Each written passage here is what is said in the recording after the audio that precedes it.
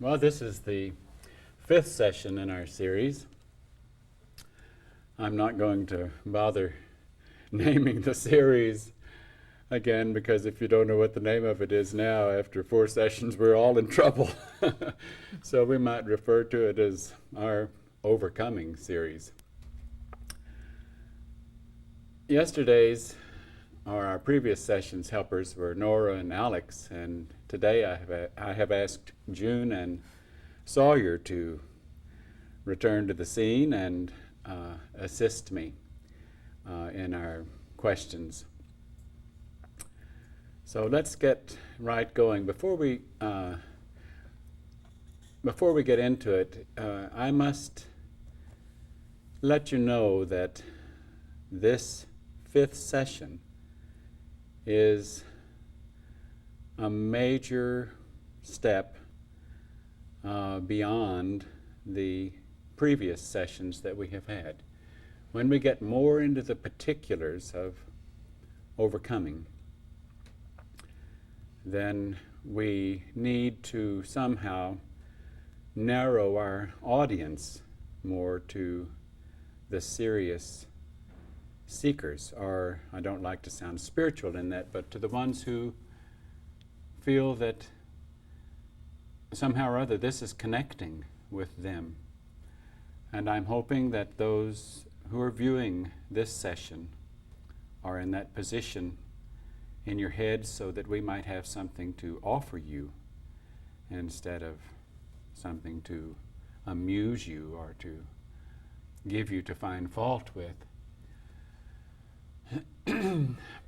For starters, I think that I'm recalling 2 or 3 things that we discussed in our last session that I would like to clarify a little bit more.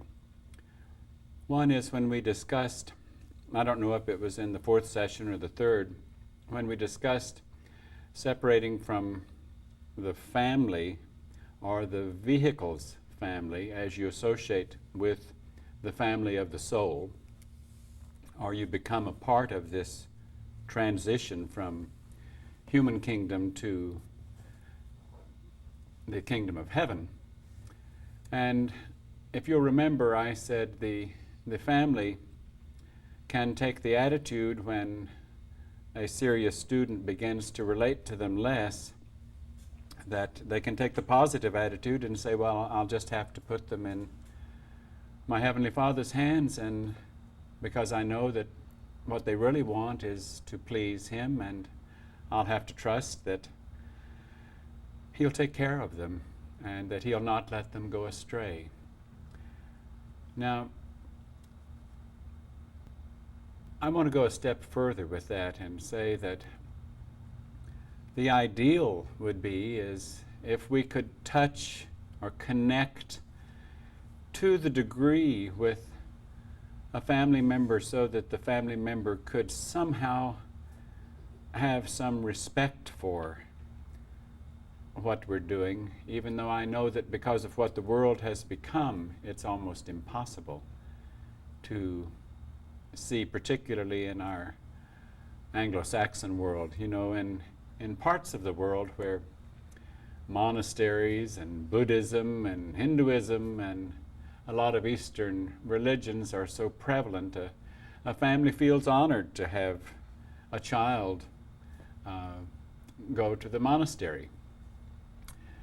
In this country, it's only if an established church And I say that again, only if an established church, usually even then the established church has to be one that that particular vehicle family related to. For example, if a family of Catholics, if one of their members desires to become a part of a Catholic monastery or become a priest or even become a what do you call it when the monastery is cloistered? That's what you call it. When they really separate, and you may or you may not hear from them for some time, they still, even though they miss hearing from that member of the family, they understand it because it has become acceptable. It's become admirable. It's become something that they feel good about because one of their children has desired to become holy, so to speak, or try to get very close to the kingdom of heaven. But if a member of your family in this world,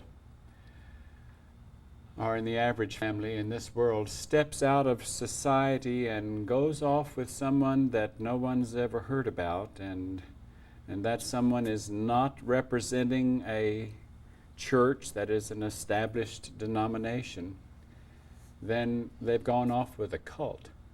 That's the way it comes across. That's the way the media accepts it. That's the way the neighborhood, the society, the church accepts it. And then they begin to pray for that person because they have been duped and they've gone off with a cult.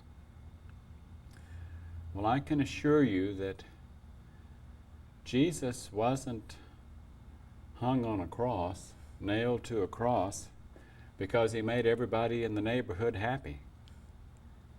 He was hung on the cross because they hated him. Not just because he said, I am the king of the Jews, or I am from the kingdom of heaven. Those were, of course, blasphemous enough, but the thing that we forget, the thing that was most upsetting to the family units or the people at large was that he had, in a sense, come in and said what he had to say, and he'd formed a group, a little nucleus of believers, and they had picked up, they'd left everything behind, and they were following him. And now they might have made contact a few times in the same way that members of our class, you've heard me speak of our classroom. Our classroom, don't forget, has been working for over 16 years in secret separation from the world, so to speak. And our class has made a point to get in touch with members of their family as we got instruction to do that. And they tried to do it in the gentlest way and the way that would cause the least problem for them. Frequently we got instruction for them to go and visit their families. So over the years they have visited their families a number of times. They have written them letters. They've talked to them on the telephone a number of times. But I'm sure it's never enough. I'm sure it isn't satisfactory. And I'm sure that many times when the family sees them, it's almost more uncomfortable than it would be if they hadn't seen them, even though they would be very upset had they not heard from them or seen them. But what I started to say, it would be more ideal certainly from the classroom point of view, if the family member said, I don't know what you're doing. You can understand that your father and I are upset since we don't know what you're doing, and it's hard for us to know we can't find a niche in our computer to put your activity. We don't know where to put your teachers. We see them as somebody who's kidnapped you, so to speak, from our life. You've dropped out of the world. You're in another world, and you're not a part of our family. If they could say, well, even though I don't know what you're doing, you're an adult, and I have to give you that. I have to respect that. And I'll be happy when I can hear from you. I guess what I'm trying to say is, if a family has a decent attitude toward, or at least a respectful attitude, a permissive attitude toward a class member, then it's a lot easier to be in touch with that family member, and it's even easier to be more frequently in touch with that family member because they don't make demands. They like to hear from you, but they don't say, well, are you going to come home next month? Or, well, I'll see you in 2 months. Or, you got to come on home because Uncle so-and-so and Aunt Susie, and they haven't seen you, and we're going to have a family reunion. If they start making demands, then unfortunately the class members, and here you're going to say, why? Why do the class members then have to start retreating? I have to face this. I have to address this question. Because you could say, well, does that mean that T and Do and this little cult have very rigid rules and nobody can leave their confines without permission? I remember once, early in the days of our classroom, one of the members of the classroom, when this particular individual was having a difficult time with doubt and had just gotten past that difficult time of doubt, and during the time of doubt had almost wanted to leave the classroom, but having gotten past it, came and said to T and Do, don't ever let me be so foolish as to walk out this door. Please don't let me be so foolish as to walk out this door. Keep me here till I come back to my senses. Well, I'm afraid T and I tried that for a short period.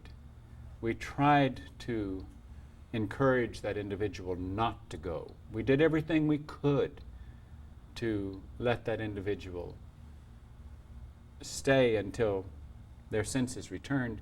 And what happened, of course, is that bitterness increased, and we began to see the handwriting on the wall, and we said, this isn't working. The individual is not recovering. The individual doesn't want to be here, so let's quickly let that individual be where that individual wants to be. From that time forward, we learned from that lesson. And we said frequently to every member of the class, if you have any doubt about being here, please express it. Let's see what money we can muster and what plane ticket or train fare or whatever it will take to get you where you want to go. And if we can give you a little bit to help you in that transition. I can remember times even when it seemed that doubt was lingering with a few, and we said, listen, we've got a little bit of funds in our reserve, and the class is now offering any member of the class $2,000 if they would like to leave the classroom, almost as if to try to make it tempting to them to leave, if they could be tempted to leave the classroom. The point I'm making is that we repeatedly and repeatedly said, if this is not where you want to be, it is not our responsibility to help keep you here till you get past a period of doubt. We learned from that lesson. So lest you be deceived, you could ask any member of our classroom and they could set you straight on where we stood as far as our desire to have a student be exactly where they want to be at any given moment.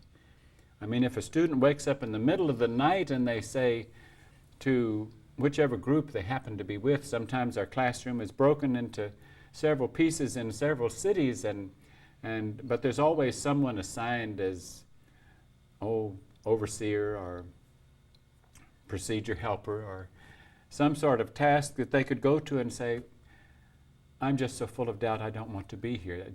Something seems wrong. And we always have a setup where that individual is encouraged. We don't feel badly about them. We just certainly don't get mad at them. We just feel sad for them. But we want them to be happy. We want them to have what they want. We want them to find what they are looking for. If this is not what they are looking for, they should not be here. One moment past not wanting to be here.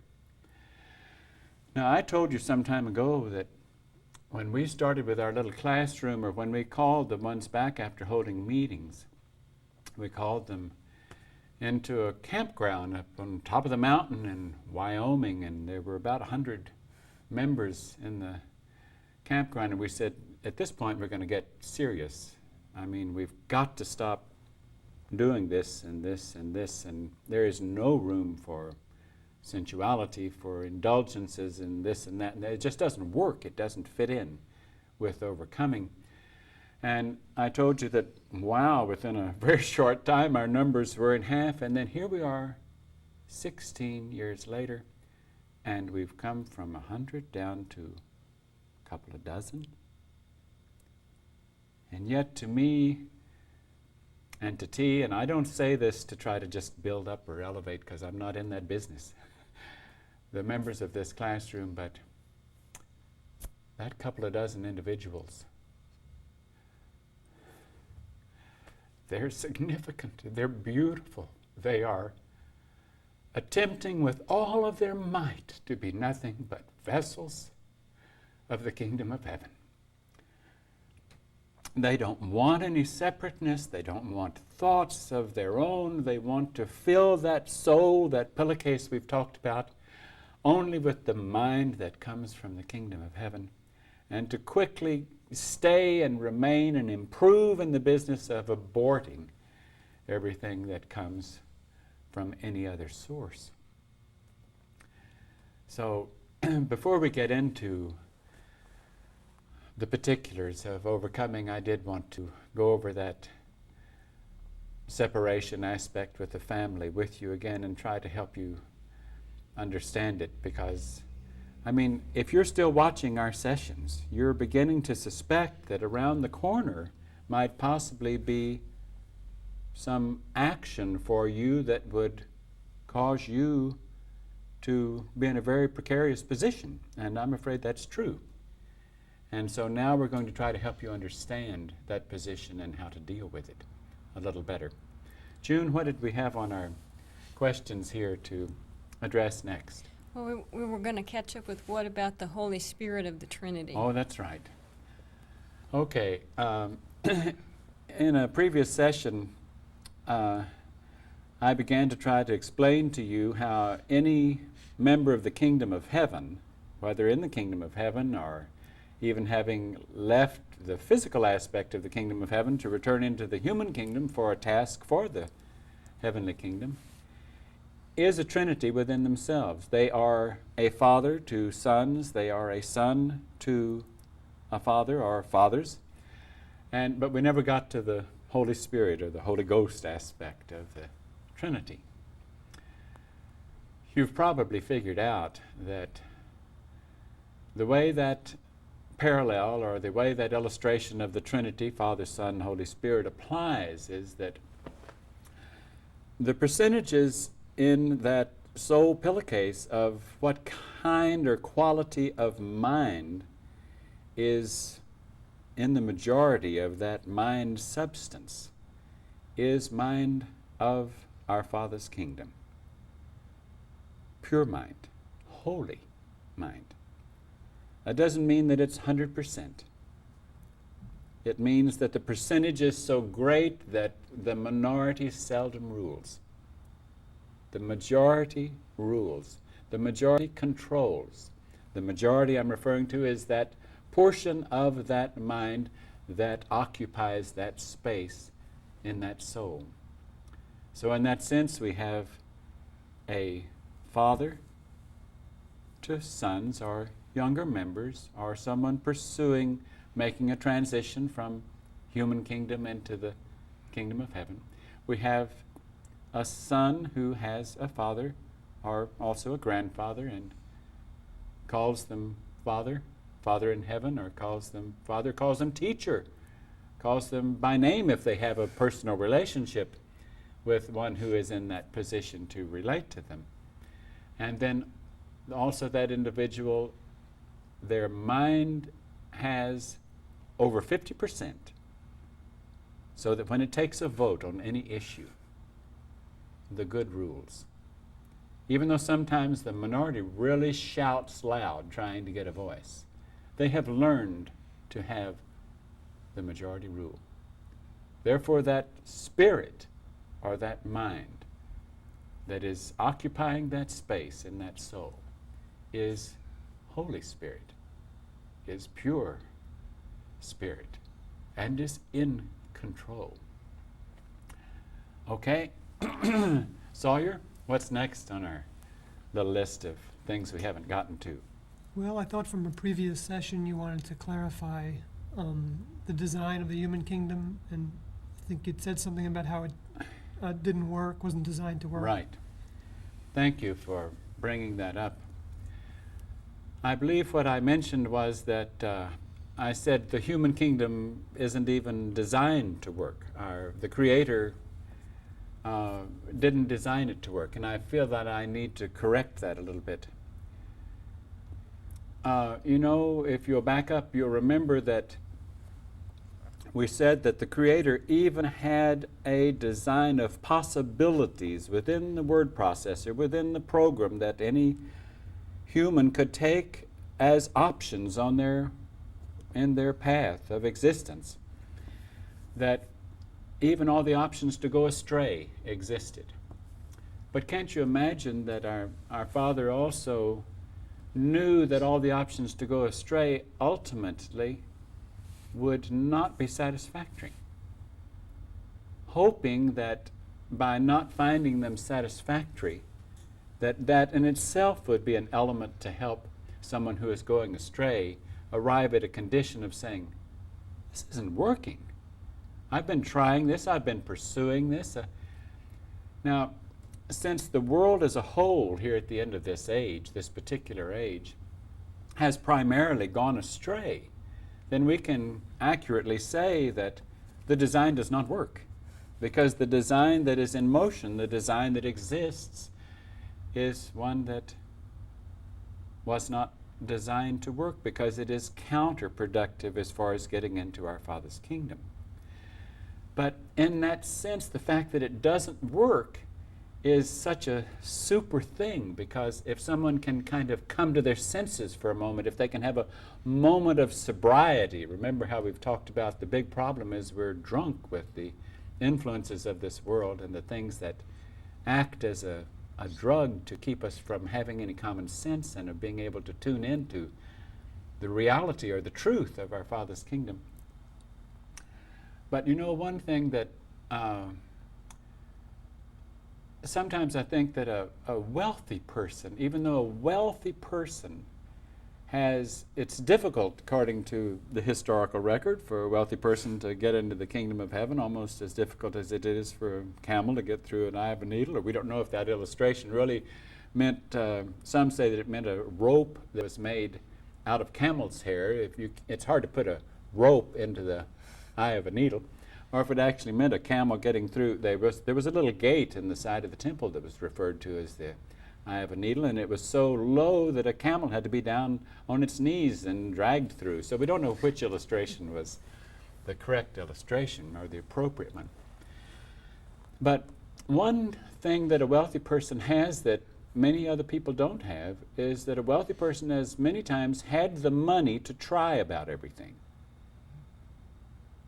And if they've really tried about everything, they begin to, or they could begin to see, you know, this isn't working. It isn't getting me anywhere. I thought that I would be happy when I had these possessions, when I could travel wherever I wanted to without any limitations. My closet could be as full as I wanted it to be. I could have 10 closets instead of one. I could have a chauffeur, I could have a maid, I could have this, I could have everything taken care of. I could get the best education I could get, and boy, could I be friends with the people in power, because I have something that they want, and I could even have a voice in those things. Now, those are all things that are tempting in a way, but also a person with that much facility in a world that revolves around money as far as power is concerned, that person could have experienced so many things that they could say, I thought that somewhere I would find some satisfaction, and I'm not finding it.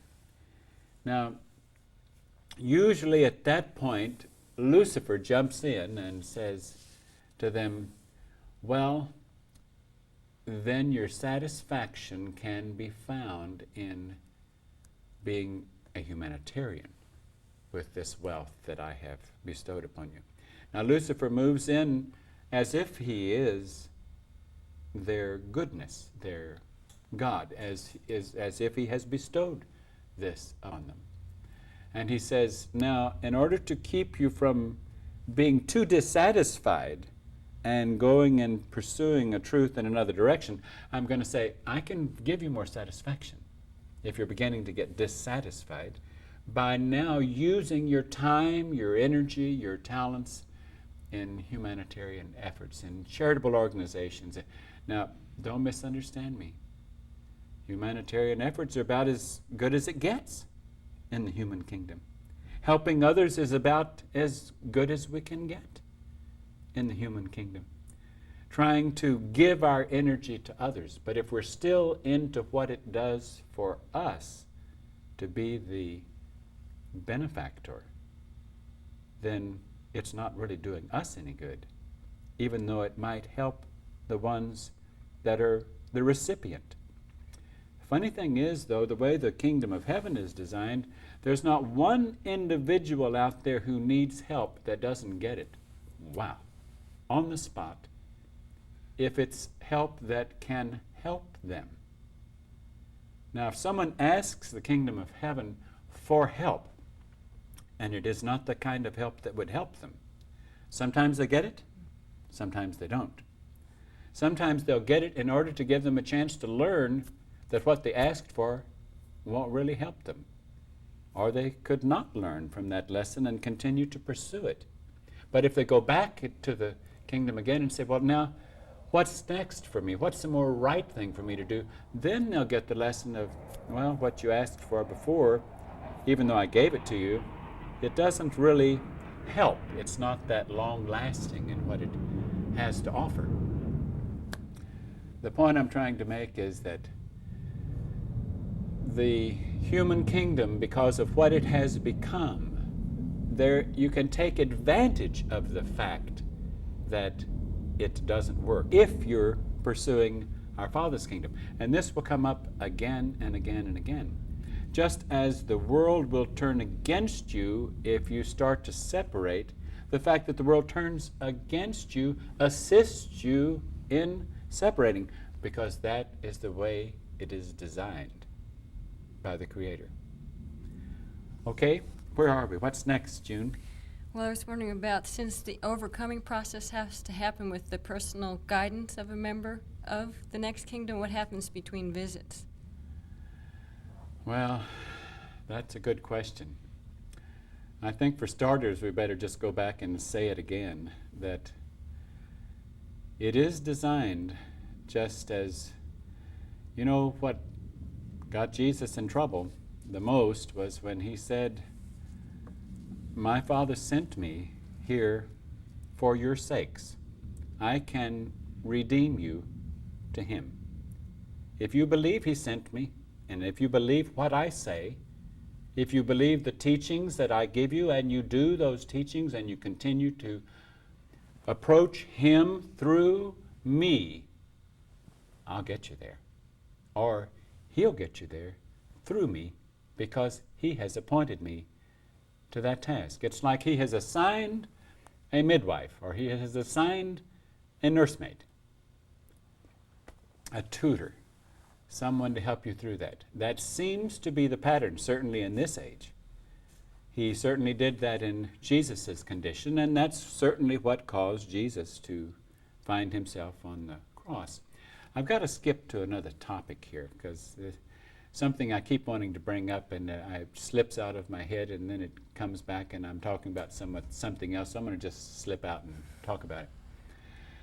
I heard a pretty prominent television minister not long ago say, if Jesus did not resurrect, literally, physically, actually resurrect from an honest to goodness dead state from in the tomb after having been on the cross, if that miracle of resurrection from the dead did not occur, then everything in Christianity is a farce.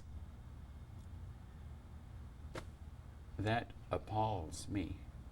I can't identify with that kind of thinking at all. That's certainly not of our Father's kingdom. I mean, as far as I'm concerned, Jesus was no less who he was. His truth was no less what it was. His heavenly Father was no less than who he is. Had Jesus merely even staged that event to try to help them symbolically understand that if you follow the truth, death is overcome. You aren't dying. I'm not saying that's what happened. Fortunately, I don't know. But what I do know, it doesn't make a hill of beans, which the case was. It doesn't matter whether, I mean, you're on the wrong track if you're staking your relationship with the truth that came from our Father's kingdom on the basis of if he didn't die on the cross, I mean dead, so that any present-day doctor would have said he is dead, dead, dead, and then he came back to life and rose, and here he was, then if that didn't happen, all that was a lie, I say you don't know what he was all about. You don't know the truth that he had to offer. You don't know his purpose in being here. Because that illustration had very little, relatively very little significance to his purpose here. His purpose was, as he told his disciples, go teach about the truth. Give out the good news of the kingdom of heaven. It's at hand. In other words, you can get to the kingdom of heaven if you follow me. Now, let's skip to this thing. We've been talking about the last days, meaning the last days of this age. There's another way of looking at that, and that is that these can be your last days, even if it isn't the last days of this age. What is your concern? Do you want this to be your last days in the kingdom of heaven? Or are we out of fear of it being the end of the age motivated to try to clean up our act and overcome the world? Wrong motivation. I mean, we can take advantage of it maybe if it's a negative. If we do fear it, it can help us. But that's not the point. The point is if the kingdom of heaven visits you in any form or sends a representative and gives you a gift of the opportunity, a gift of life, a gift of eternal life if you but do it. Now, from where we sit, it's like, why would anybody not do it? I almost feel like if I were in your condition, I'd think, even if it wasn't true, why wouldn't I do it? I mean, why wouldn't I try it? Because what is so valuable to me, if I know that life is so short here, and there's certainly if I've come into realization that there's more than one little bleep as far as a human's existence in the human kingdom, then why wouldn't I want to try overcoming the world if that's a possible way to get to the kingdom of heaven? But that's irrelevant, because here's no position of argument. I can't talk you into this. I don't want to talk you into this. I'm in the position, I have been assigned a task of delivering this information to you, offering this information to you, offering it only. I'm not to threaten you. I'm not to tell you you're cast into the sea of fire if you don't do it. It's if this turns a light on in your head and you say, I must have connected with this information before at some previous time, or if you don't even say that and you say, I know this is right. You know, remember we talked about how when a person awakens, they're jiving with where they were at a previous incarnation, and we said, of course, if they haven't done much overcoming of the world in a previous incarnation, then their awakening is not going to be evident. And the more they have overcome in a previous incarnation, the more traumatic their awakening would be, because their awakening would thrust them out of the world if they had done a lot of overcoming. In that same respect, I lost my thought. In that same respect, well, I'll come back to it. Where were we? Who's next on our list? Well, you were talking about the times when the personal guidance isn't here, like between visits. And I don't know if you want to get back into that anymore. No, I do want to get back into it some more. When the next level has commissioned someone to be present to, or when the kingdom of heaven has someone present to offer that to you, then you have to be braced for what is ahead for you, and we have saved this to begin to talk about it in this session 5 because it gets a little sticky.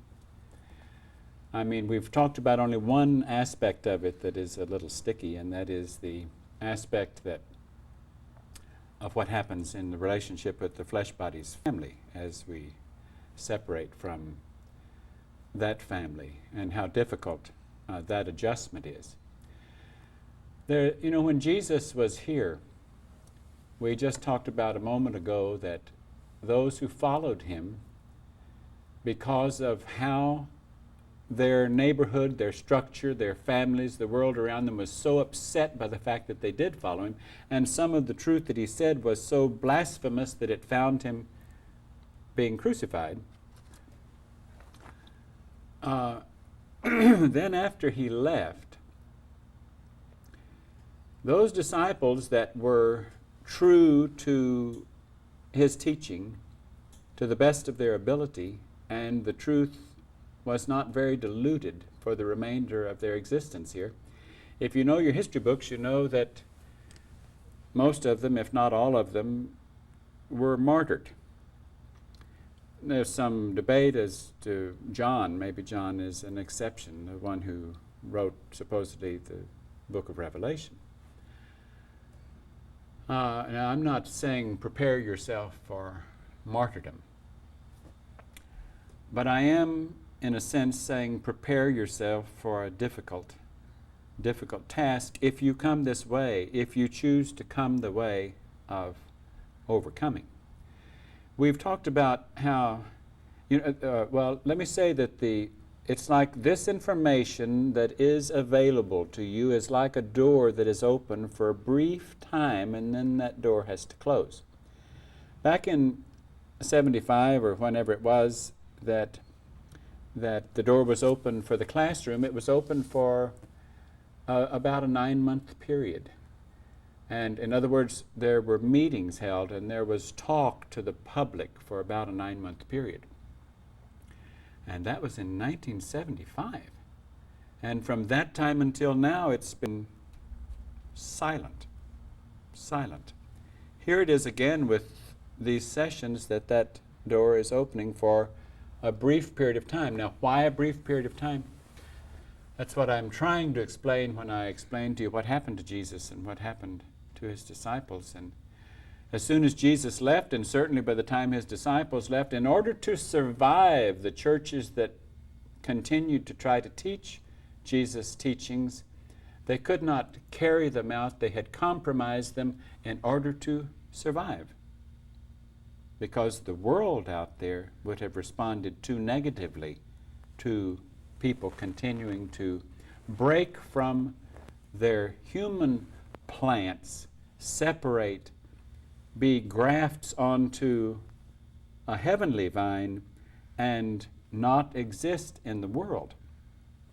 Now, therefore, I'm saying to you that the time that we will offer this information, we're not going to start holding these sessions and continue to hold these sessions for some time. I don't know, we'll see where this goes, but I would suspect that we might have 6 or 8 or 10, maybe a dozen sessions at the most, and where it will go from there or what shape it will take, I have not received any instruction yet, but I do know that the door has to be brief, that it will be open, and that for you to respond is that brief period of time. And beyond that, you won't be able to find us unless in the course of that the world somehow or other forces us into a circumstance that would be easier for you to find us. because the media might tell you we're in such and such a jail, or we're confined in such and such a nut house. I want to be sure, in case you've wondered, no group of individuals on the face of the earth tries harder to live in accordance with not breaking any rules of the world, not doing anything that the legal world could find fault with us, whether it's the IRS or any of the legal aspects of the world. But this does, I'm going to let you in on another secret, and we'll come back to this. When T and I were awakening, I'll let you in on just a little personal history of the two of us. You'll probably dig in and find a bunch of stuff. If you do, and from the media, I'll tell you now, about 80 or 90% of it is totally inaccurate. But I don't say that in defense. You believe what you want to believe. But T and I, as individuals, at the beginning, were very, very moral individuals in our own standing, we felt like we were moral people. We felt like we lived very correct as far as how to treat our families, how to treat our neighbors, how to abide by the law. I can remember if I even had a friend that smoked a joint and pot was illegal, I'd have wanted to stop having anything to do with them because they were doing something that was illegal. And so we were that preoccupied with trying to live in a way that wouldn't upset the world of Caesar, so to speak. I mean, when Jesus said, "Give to Caesar what belongs to Caesar," it's the same thing. You don't leaving this world to go to our Father's kingdom. You try the best you can not to make a mess of the world that you're leaving. And yet, in spite of it, sometimes we make a mess. And I'm going to let you in on a mess that I made when T and I were awakening.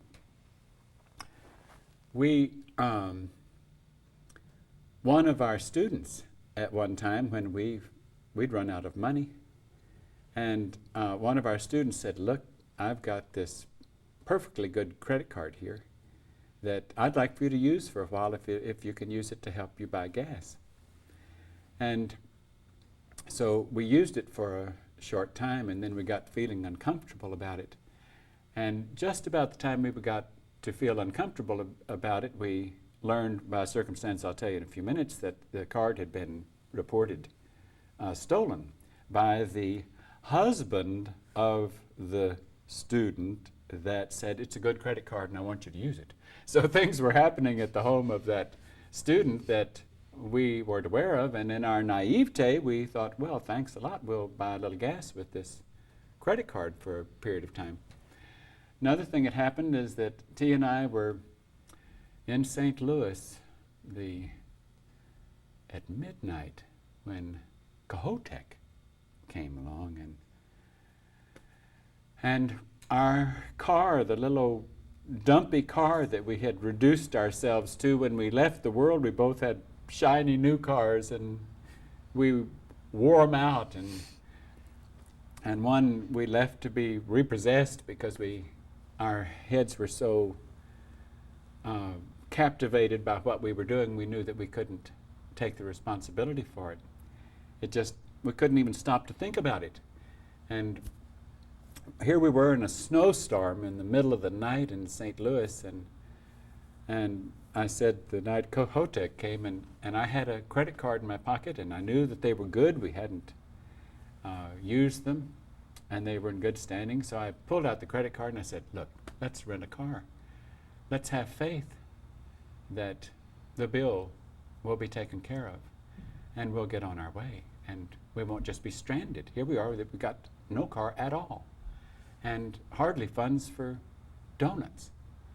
So we rented this car, and then we went on about. Now you can say, well, what were you doing? Well, we were going from this little minister to that little minister to this TV preacher to that one, and we were saying, we don't know why we have this information, but we feel that we've been sent from the kingdom of heaven to tell you this and this and this, and most of the time what they would do is listen politely and maybe offer us a meal and say,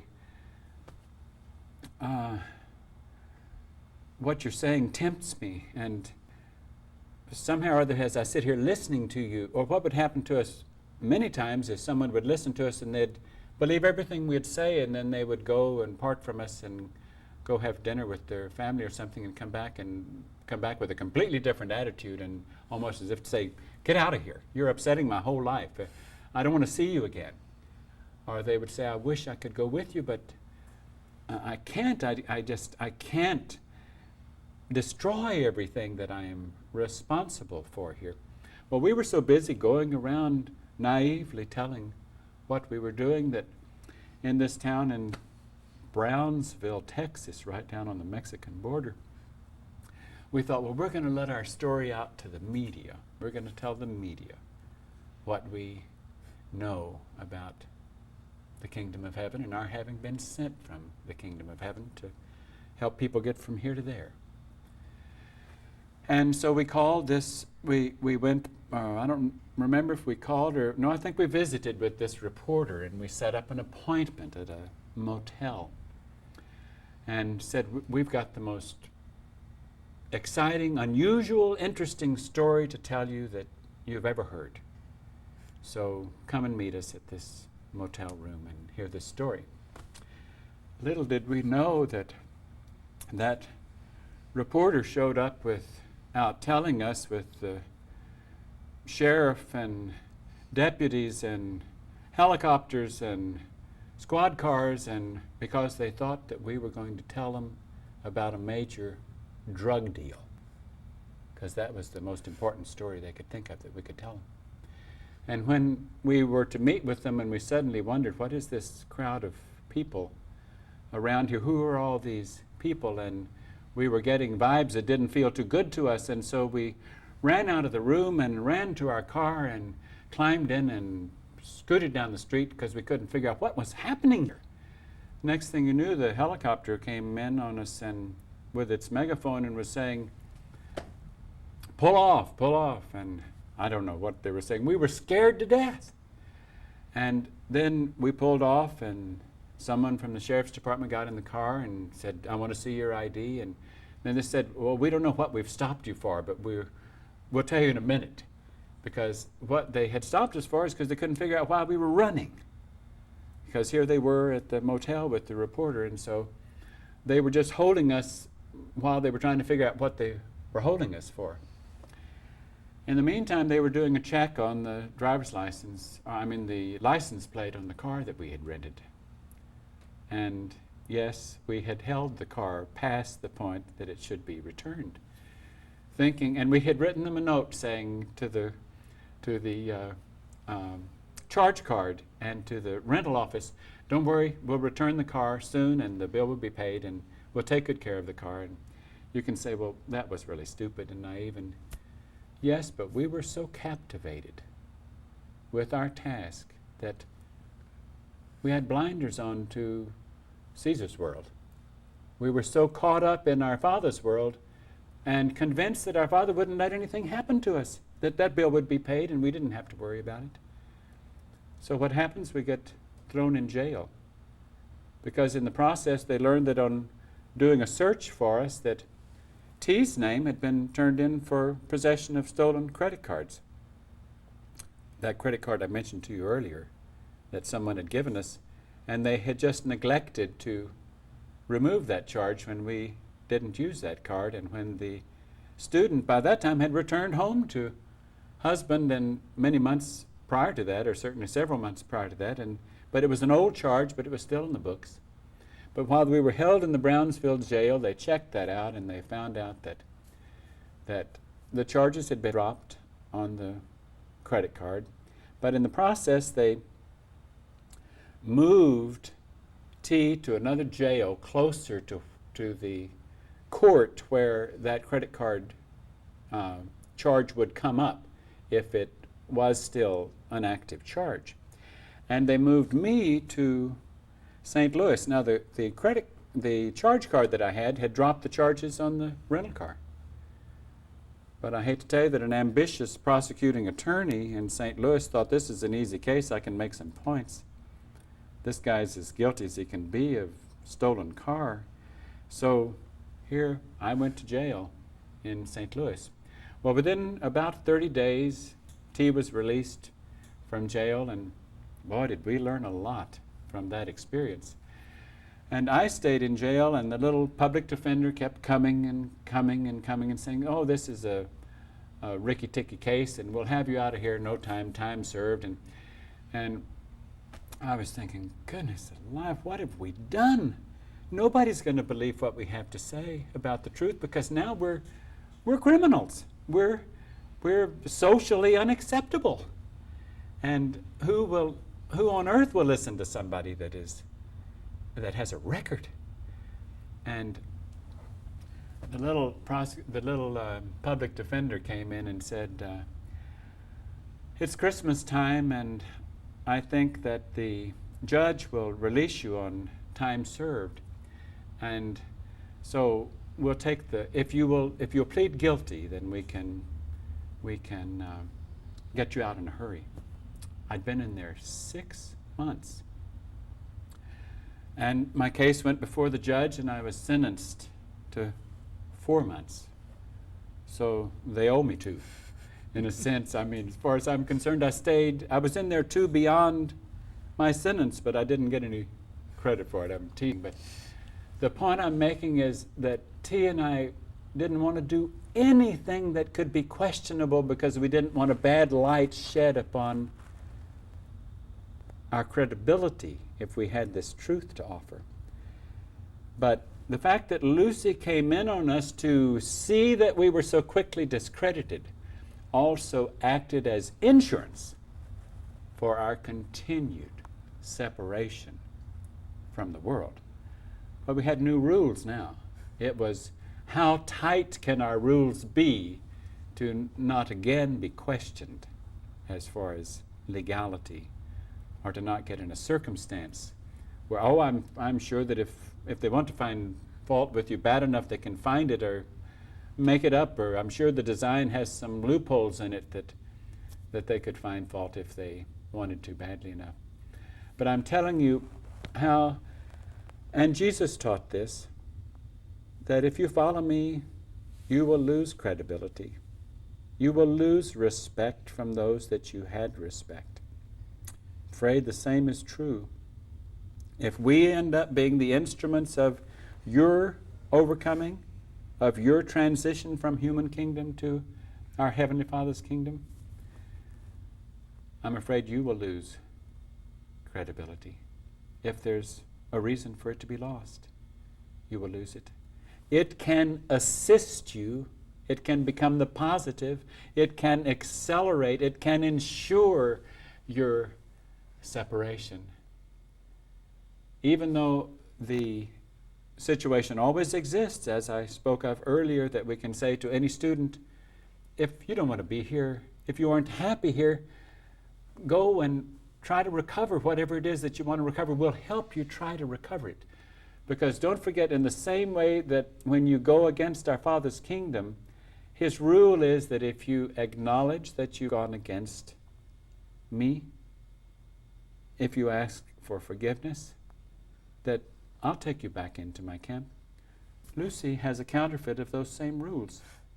Lucy says in his world, if you come back and you apologize for having been a part of that cult and been duped into that stupid venture of yours, and if you come and say, I did wrong, I'll prove to you that I'll do right. I'll reassume my responsible position in this world, then He'll accept you back. He'll let you back in that fold. I don't mean to make that, I'm afraid I slipped and said Lucy again, and I said that I wouldn't, but I have to share with you that as I kept in my conversations with T about that usage of Lucy, I felt like T kept saying, oh, come on, Doe, don't make such an issue of it. If anybody named Lucille or Lucy hears you do that, they can take it in the right way. So I'm not sure that every time I use it, even though I'll try not to, that I'll bother to correct it, because I'm going to assume that it only applies within the context. There's certainly nothing wrong with the name Lucy. Even Lucifer was Prince of Light or Son of Light. I mean, the name was a beautiful name. It's the individual that went awry that had that name. Now, okay, who's next? Where do we go to on our next question? I think I'm next. Okay, June? If I've seen it right, I think we covered the questions on our first list. So if it seems right, would we go on to overcoming some of the Okay. questions we had? Well, is overcoming a moral thing, or is it a behavioral difference between the two kingdoms? Okay, I'm glad you asked that. I want to be sure that our listener understands what June's question is. She says it's overcoming a moral thing. Okay, what we mean by that, like, is it right to do this? Is it wrong to do that from a moral point of view? Well, the first illustration that comes to my mind, like in our classroom, frequently every element that we have that can be used as a tool in overcoming, every element that has been given to us, we use as a tool in overcoming. Let's take consuming or food or diet as an illustration. We've used every diet in the book that you can think of. And for the period of time that we were using a particular diet, we thought, boy, in order to do it seriously, we really thought this is a super diet. We used a vegetarian diet. We used a fruitarian diet, not just for a few days. We were vegetarians for a long, long, long time. We were fruitarians for quite a while. We did water fasts for extended period of time. We've done juice fasts. We've done Hippocrates diet. We've done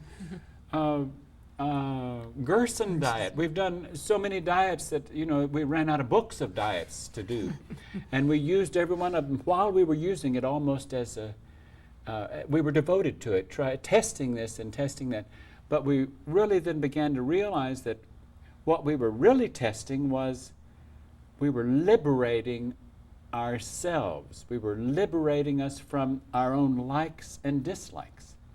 So it wasn't that this was a right item to consume and that was a wrong item to consume, but by not consuming something that we really were hooked on and consuming something that we didn't particularly like helped liberate us from our likes and dislikes. And that happened again and again and again. So the path of overcoming almost eventually works itself into a path of follow the leader more than a path of overcoming, because it's not that necessarily this is right and this is wrong, though it may be more right than something else because it's more healthful. Eventually it seems that everything we consume has a degree of unhealthiness to our vehicle. Well, here those cards go, and there's that 10-second one, and I don't know where this hour has gone, but we'll see you in our next session as we'll get more into overcoming.